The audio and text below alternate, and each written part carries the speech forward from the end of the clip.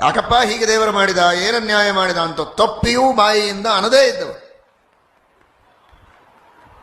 ಆ ಭಗವಂತನನ್ನ ಎಲ್ಲ ಸಂದರ್ಭಗಳಲ್ಲಿಯೂ ಭಕ್ತಿಯಿಂದಲೇ ಸ್ಮರಣೆ ಮಾಡಿದರು. ಕೆಲವರೆಲ್ಲ ನೋಡ್ತೇವೆ ಜೀವನದಲ್ಲಿ, ಏನೋ ಬಹಳ ಕಷ್ಟ ಆಯಿತು, ಎಷ್ಟೋ ದೇವರ ಸೇವೆ ಎಲ್ಲ ಮಾಡ್ತಾ ಇದ್ರು, ಏನು ಉಪಯೋಗ ಆಗಲಿಲ್ಲ ಅಂತ ಸಿಟ್ಟು ಬಂದು ಎಲ್ಲ ಪೂಜೆ ಪಾಠ ಎಲ್ಲ ಬಿಟ್ಟು ಬಿಡ್ತಾರೆ, ದೇವಸ್ಥಾನಗಳಿಗೆ ಹೋಗೋದೇ ಬಿಡ್ತಾರೆ, ಪುರಾಣ ಪ್ರವಚನಗಳನ್ನು ಕೇಳೋದೇ ಬಿಡ್ತಾರೆ.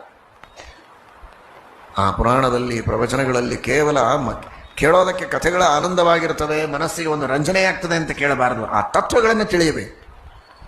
ಪುರಾಣಗಳಲ್ಲಿ, ಇತಿಹಾಸದಲ್ಲಿ, ಸರ್ವಮೂಲ ಗ್ರಂಥಗಳಲ್ಲಿ ಹೇಳಿದ ಆ ಕರ್ಮದ ಸಿದ್ಧಾಂತವನ್ನು ತಿಳಿದುಕೊಂಡ್ರೆ, ದೇವರ ಅನುಗ್ರಹ ಏನು, ಕಾರುಣ್ಯ ಏನು ಅಂತ ಅರ್ಥ ಮಾಡಿಕೊಂಡ್ರೆ, ಆ ಮನುಷ್ಯನಿಗೆ ಈ ತರಹದ ಭಾವನೆಗಳು ಬರಲಿಕ್ಕೆ ಅವಕಾಶವೇ ಇಲ್ಲ.